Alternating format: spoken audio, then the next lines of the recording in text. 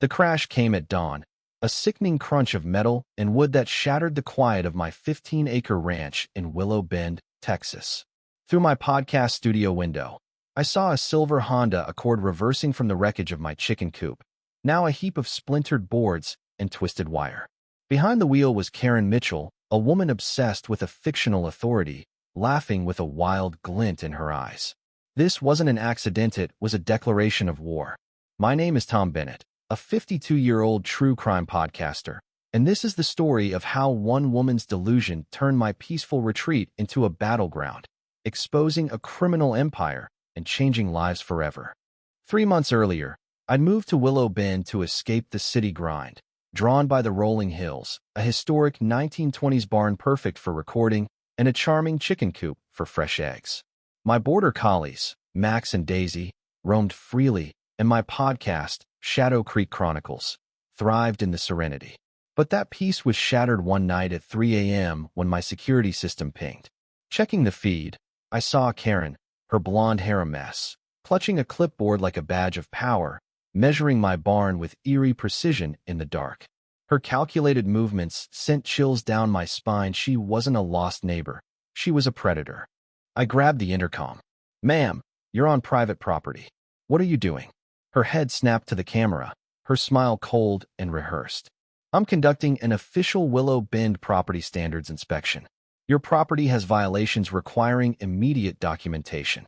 Her voice dripped with false cheer, but her eyes betrayed a manic glee. She flashed a laminated card, her photo, the title Community Standards Enforcer, clearly homemade. When I challenged her authority, she read absurd violations from a cardstock bylaw sheet. My barn was 18 inches too tall. My coop violated aesthetic harmony. Her conviction was chilling. She believed she ruled my land. As she documented my property, navigating obstacles with ease, I realized she'd been here before, watching me. My sanctuary felt violated, and doubt crept in. Had I missed some regulation? Her confidence was disorienting, but her parting words, "Non-compliance will result in escalated enforcement," felt like a threat. She circled my property in her Accord before vanishing, leaving me shaken. Morning revealed her next move. Yellow violation notices plastered across my fences, gates, and mailbox, citing nonsense like my mailbox being 7 inches too close to the road. The details suggested hours of surveillance, turning my haven into her obsession. Karen's campaign grew methodical. Every Tuesday and Friday, 3 new citations appeared, targeting what I loved most. My wildflower garden earned an unauthorized species notice. My podcast lighting was deemed light pollution. She was studying me, attacking my joys. Worse, Karen weaponized my neighbors. Her Willow Bend Standards group spread rumors that my property tanked home values.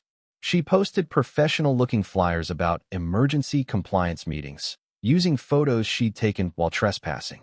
My once friendly neighbors grew distant. Mrs. Larson, who'd baked me cookies, avoided eye contact. The mail carrier left packages at my driveway's end, citing complaints about my dogs, Max and Daisy, the friendliest in the county. Karen was isolating me, making me a pariah. Her boldest move was filing a complaint with my podcast platform, claiming I harassed community officials. Fake accounts flooded my show with negative reviews, and an episode was pulled pending review. She wasn't just after my peace, she wanted my livelihood.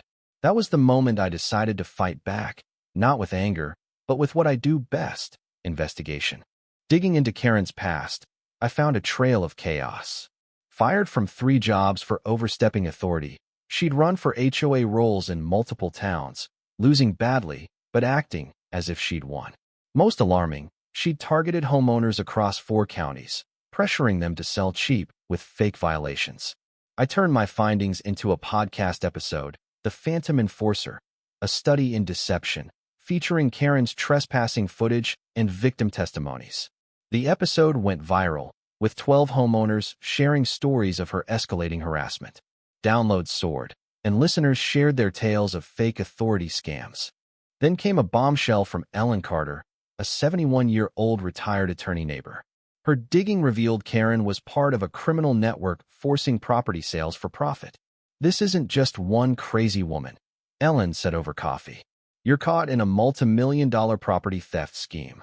Karen's fake violations were steps in a playbook to make homeownership unbearable, pushing owners to sell to shady investors at rock-bottom prices.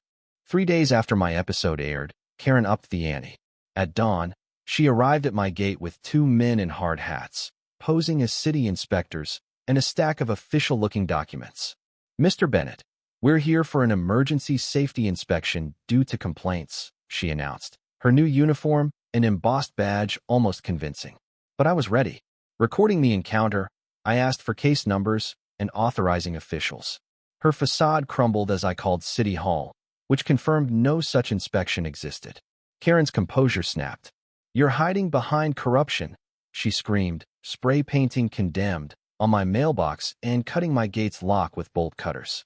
Her inspectors fled as I called 911. Sheriff's deputies and a real inspector, Robert Gaines, arrived as Karen defaced my barn. Gaines confirmed her documents were fake, her actions felonious. Handcuffed, she ranted about community standards, genuinely believing her lies. The charges: fraud, impersonation, vandalism carried years in prison, but her final threat chilled me. This is just the beginning. Released on bail, Karen's harassment turned sinister. Anonymous calls, dead animals on my property, and hidden cameras in my mailbox marked her descent into stalking. I organized a live podcast, Victims Strike Back, with 12 of her targets. As 2,000 viewers watched, Karen appeared at my gate, screaming about illegal broadcasting. Her attempt to break in, spray painting my door, was live-streamed, her delusion on full display. Deputies arrested her mid-rant, the evidence undeniable.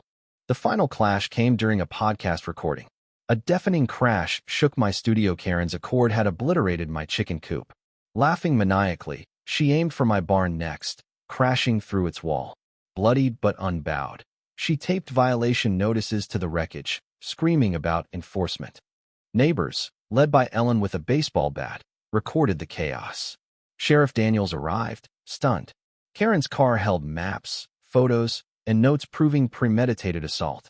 Charges escalated to felony assault with a deadly weapon. The FBI joined the case, uncovering a property fraud network.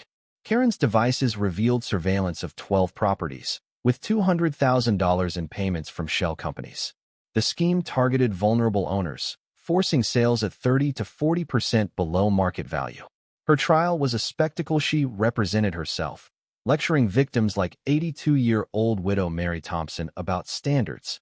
My testimony, backed by footage, was damning. A jury convicted her in 4 hours, 8 years in prison, 5 years probation, for $100,000 in restitution. 18 months later, a letter from Karen, part of a restorative justice program, stunned me. She admitted her need for control stemmed from personal powerlessness, manipulated by criminals who exploited her obsession. In a supervised meeting, she was a changed woman, taking responsibility without her old grandiose claims. "I wasn't helping communities," she said. "I was hurting people to feel powerful. Today, my ranch is peaceful again. The coop is rebuilt, the barn restored, and Willow Bend is an HOA-free haven." My podcast series, The Enforcement Files, educates police and victims nationwide. New laws target fake authority scams, and Karen's case exposed a criminal network protecting countless homeowners. What do you think about Karen's actions and the justice served? Have you faced similar injustices or seen unchecked power destroy lives? Share your thoughts below. I'd love to hear your perspective on confronting violence and fighting for fairness.